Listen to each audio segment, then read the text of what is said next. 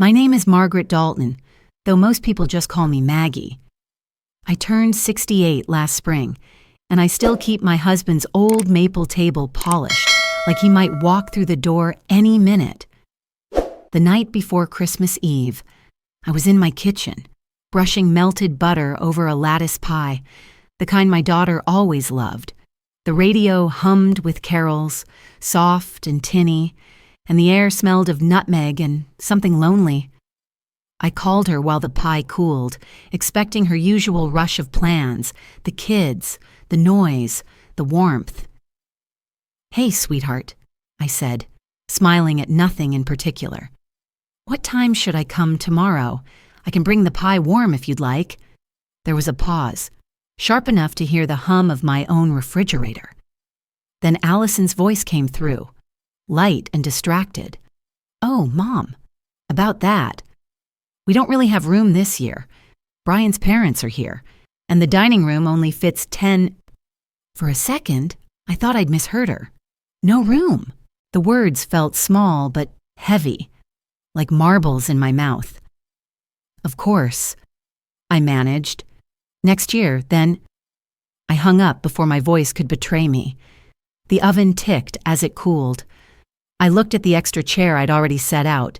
The cushion steamed, the wood shining from polish, my reflection bent across its surface. For years, I'd kept the table leaf stored behind the pantry door, the one my husband built himself, so there would always be space for one more. I ran my fingers along it now. The wood was cold. Outside. The first snow began to fall, whispering against the window pane. I should have felt angry, maybe even heartbroken. But what I felt was stranger, like standing in a familiar room and realizing someone had quietly repainted the walls. When the pie finished cooling, I covered it carefully and slid it into the fridge. Then I turned off the oven light and whispered, mostly to the empty air, "Well, I guess there's no room for me at the table this year." The house didn't answer. Only the clock did, counting the seconds louder than it ever had before. The day after Christmas, the house was too tidy. The kind of tidy that feels like someone had scrubbed away not just crumbs but presence itself. The pie sat untouched in the fridge, and the air smelled faintly of cloves from the candle I hadn't bothered to blow out. I made tea I didn't really want and sat at the table that gleamed too perfectly. The extra chair was still there, tucked neatly beneath it, polished and waiting, as if it might volunteer a reason for being left empty. I touched its backrest, tracing the small nick on the wood where my husband once clipped it with his tool belt. For a moment, the memory felt heavier than the wood itself. I opened the old cedar box on the counter, the one where I kept the small proofs of life once shared. Inside were folded letters, yellowed receipts, photos from vacations that felt both recent and unreachable. I lifted one. A family Christmas years ago. Allison in the center, her husband smiling beside her, the children like ornaments strung around them. I was there too, blurry near the edge, half out of frame. I used to laugh about it. "You always catch me mid-blink," I'd say, but somewhere along the way, I stopped showing up in the frame at all. Underneath the photos was an old bank slip from 8 years back, the transfer I'd made to Allison right after her father died. $15,000. "To help you and Brian start fresh," I'd told her. She cried into my shoulder, promising to pay it back someday. She never mentioned it again, and I never asked. That's what mothers do, I used to think. We give. We wait. We hope the love behind it counts for something. I stared at that slip until the print blurred. Then, quietly, something in me rearranged itself. This wasn't the first time I'd been left out. It was simply the first time I'd noticed I was gone. The kettle clicked off. I poured the water, but forgot the tea bag. I just watched the steam curl and disappear, thinking about how easily warmth fades when no one's sitting across from you. The phone buzzed. Allison's name lit the screen. "Hey, Mom, Can you watch the kids tonight? Work dinner. Starts at 6. No greeting. No question mark. Just assumption. My thumb hovered above the keyboard, muscle memory ready to type. Of course, sweetheart. That's how it always went. A reflex more than a decision. But my eyes drifted to the chair again, the one I'd polished for nothing, and the cold pie still waiting in halves. The silence pressed in, not cruel, just clear. I typed, I already have plans. For a second, my pulse kicked like I'd done something reckless. Then I pressed send. It wasn't a lie. It was a declaration still under construction. The hours that followed felt strange, almost buoyant. I cleaned the counter, folded the dish towels, opened the window a crack to let the winter air in. Each ordinary act felt like staking a small flag back into my own life. By lunch, guilt arrived, old and familiar, like a coat I hadn't thrown out but no longer fit. I almost called her, almost said, never mind. I'll be there. But instead, I reached for the phone book that still sat by the microwave, the one nobody used anymore, and found the number for the public library. When the librarian answered, brisk and kind, I asked if they needed volunteers for story time.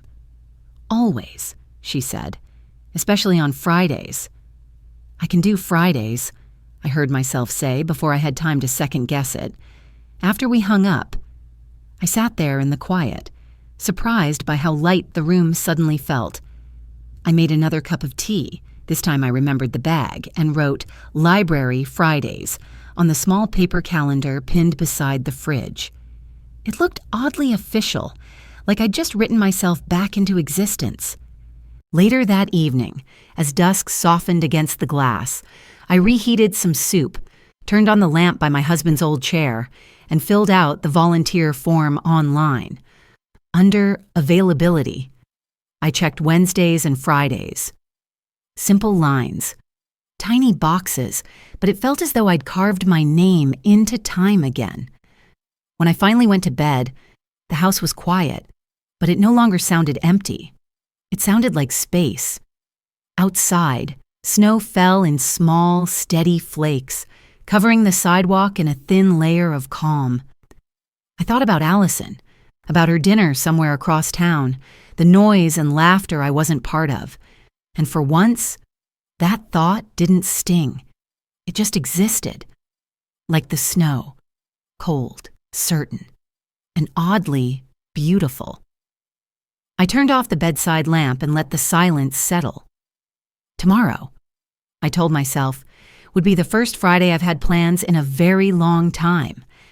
The first Friday of the new year came with a sharp wind that cut through my coat as I walked down Maple Street. Snow crunched under my boots, and my breath curled like smoke in the gray morning light. I hadn't been to St. Luke's Parish Hall in years, not since Walter's funeral reception, but I remembered the sound of chairs scraping against tile, the clatter of silver trays, and the low hum of community chatter. The sign out front read, Community Soup Night, all welcome. I hesitated at the door, clutching my gloves like a passport to a foreign country. Inside, the air was thick with the smell of onion and broth, the kind that wraps around you and says, stay a while. A woman with silver hair tied in a red bandana spotted me. You knew? She asked, ladle in hand. I suppose I am, I said, offering a tentative smile. Well, don't hover. Grab a ladle. Her name was June, and she moved like someone who'd spent a lifetime making things right without fuss. I joined her behind the table, and for the next hour, we served lentil soup and small rolls to a steady line of people, truck drivers, college kids, single moms, a few faces I recognized from church. Between waves, she talked in the easy rhythm of someone who never runs out of warmth. When the rush slowed, another woman arrived, balancing a pot of stew that smelled like garlic and thyme. She was round-faced, quick to laugh, her accent curling over every word. I'm Rosa, she said, shaking my hand with fingers still warm from the pot. They teased each other like sisters. Rosa blamed June for too much salt. June rolled her eyes and blamed Rosa's dramatic palate. The sound of their laughter filled the hall like a hymn that didn't need a choir. We finished serving around 7, and the 3 of us sat at one of the long folding tables with mugs of coffee that tasted faintly of tin. Rosa talked about her grandkids in Florida. June about her cat who was, as she put it, meaner than most ex-husbands.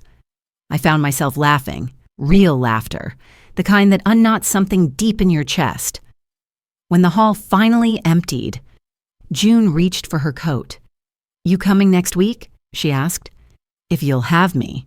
She grinned. A woman's piece is like fine china. Once cracked, everyone pretends not to notice. Best keep it where you can see it. I thought about that line the whole walk home. The night air stung my cheeks, but it felt clean, bracing. Streetlights glowed through the frost, and for the first time in weeks, my porch light didn't look like a reminder. It looked like an invitation. Inside, I hung up my coat and wrote soup night, Wednesdays on the little calendar beside the phone. 2 appointments in 1 week. It felt like proof that I still belonged somewhere in the world.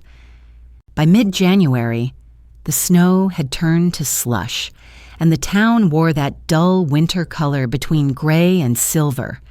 Every Wednesday, I joined June and Rosa at the hall. We worked in an unspoken rhythm: ladle, serve, smile, repeat. The small talk flowed easily, but beneath it was something better, a quiet understanding that all 3 of us had been women who gave too much and learned too late how to give just enough. One night, as we wiped down the tables, Rosa asked, "You married?" I said softly, 8 years widowed. She nodded like she already knew. "You keep yourself busy?"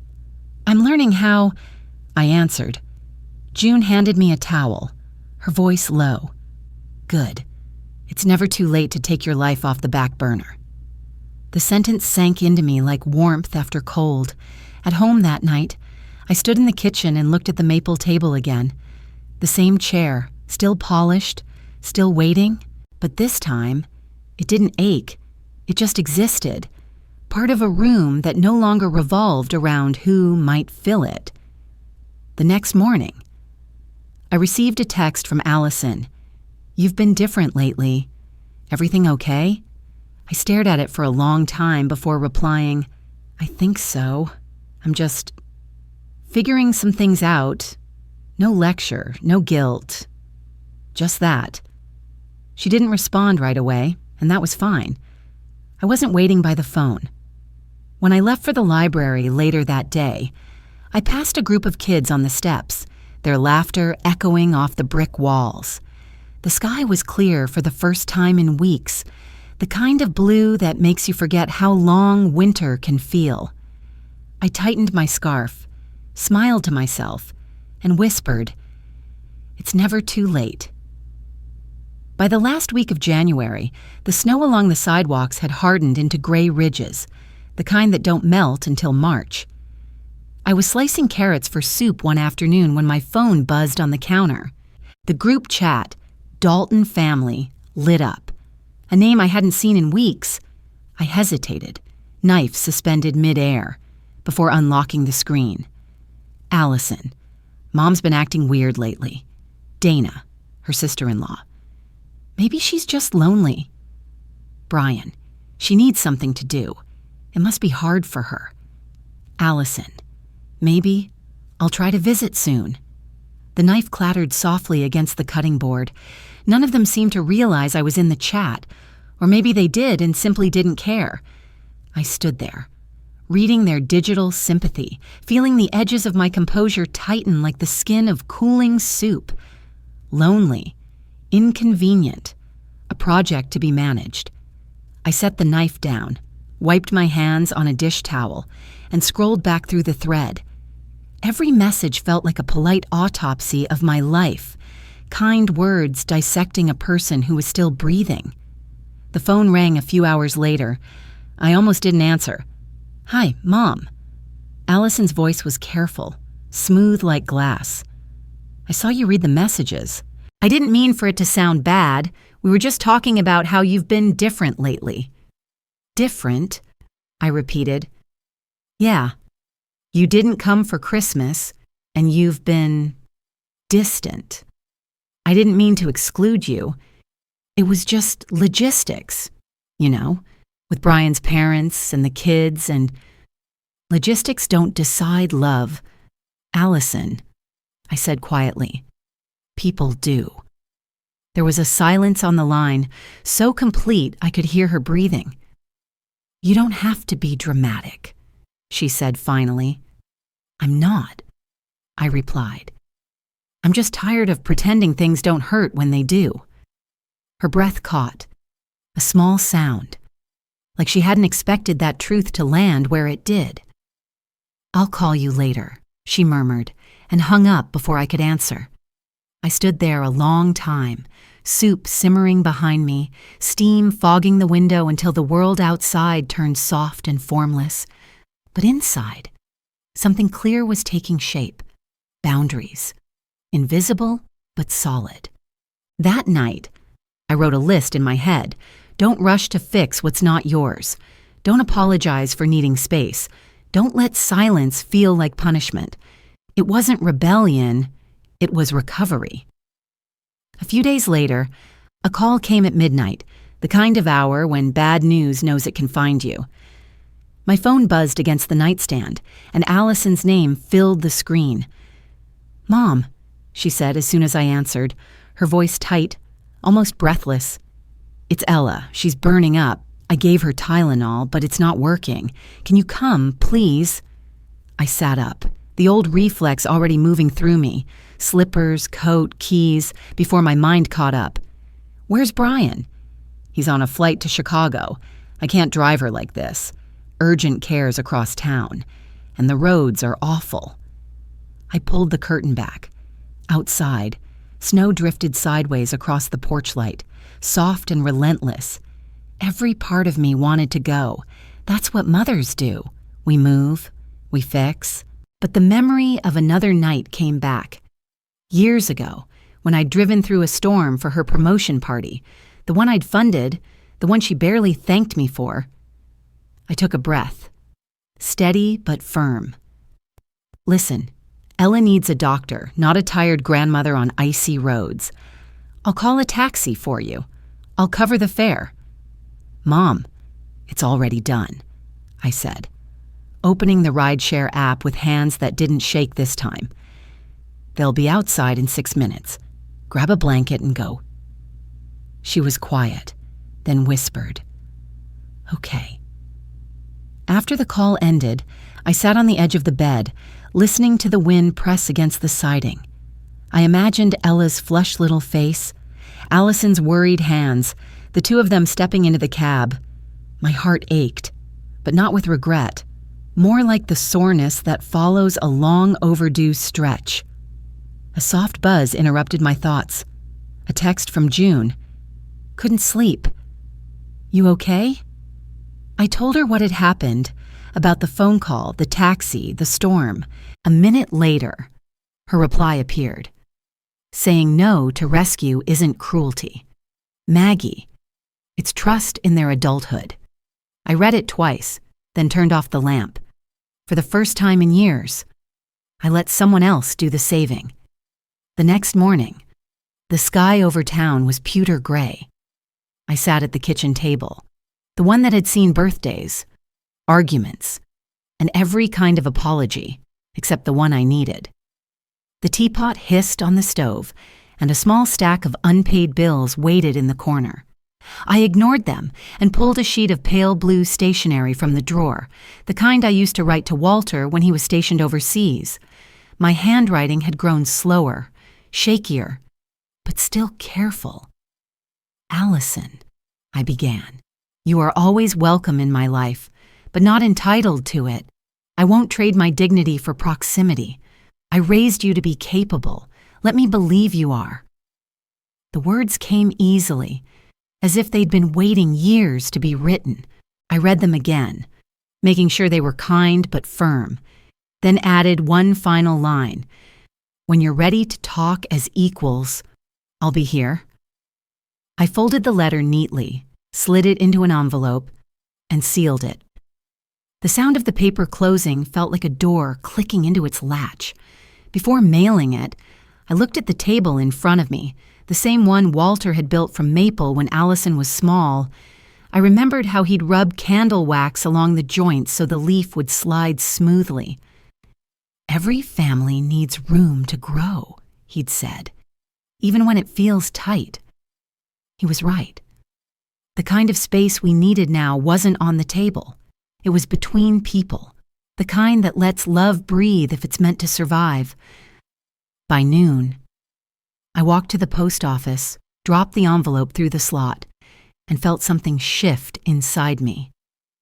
Not a break, not a loss, a settling. That evening, I poured myself a cup of tea and watched snow swirl beneath the streetlight.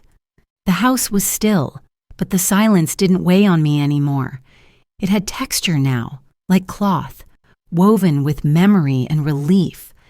I whispered, "Let her grow. Let me rest." And for the first time in a long while, I believed it. It was late afternoon when the knock came, sharp, hurried, echoing through the quiet before I'd even turned on the porch light. I'd been reading in Walter's old chair, the one that creaked like an old ship, when headlights swept across the living room wall. When I opened the door, Allison stood on the porch. Her mascara was streaked, her coat half-buttoned, her breath trembling in the cold. The car idled at the curb, exhaust swirling around her boots. "Mom," she began, voice raw. "I can't do this anymore. Brian's parents think I'm heartless.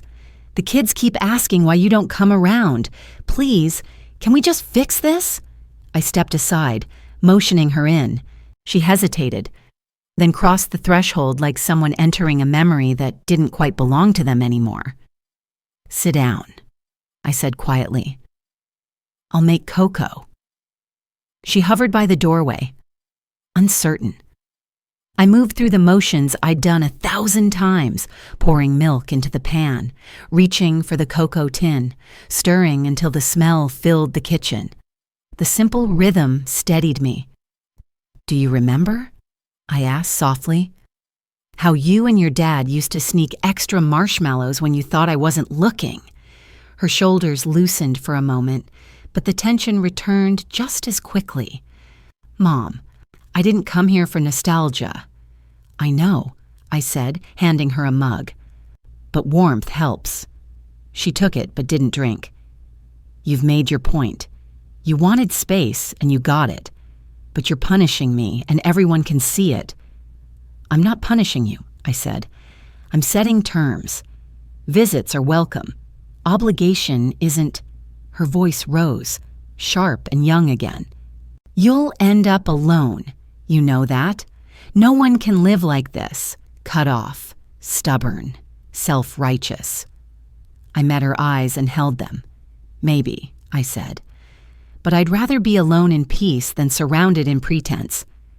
For a moment, the only sounds were the kitchen clock and the low hum of her car outside.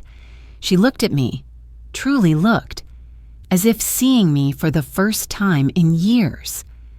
Then she pushed her chair back, the legs scraping against the floor. "I don't understand you anymore," she said. "I think that's a start," I replied.